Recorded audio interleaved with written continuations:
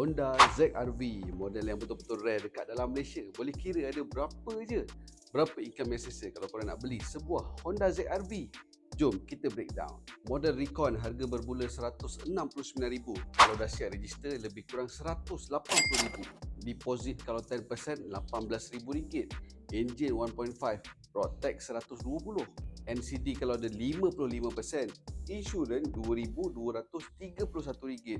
Total upfront yang kena ready untuk kereta ni adalah RM20,351. Installment kalau kita kira untuk 7 tahun, sebulan RM2,293. Setahun RM27,516. Kita breakdown pula dia punya yearly expenses. Insurans RM2,231. Road tax RM120. Servis katalah 2 kali setahun, repairkan RM900. Untuk wear and tear kita ready RM1,000.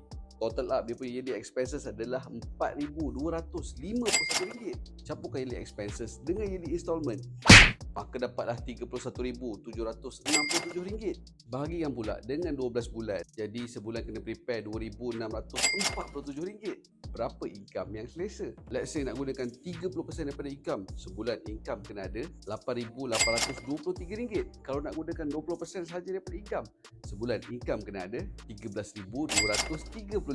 Model ZR-V dengan CR-V ni lebih kurang sama tau. Kalau ada kemampuan, korang pilih yang mana?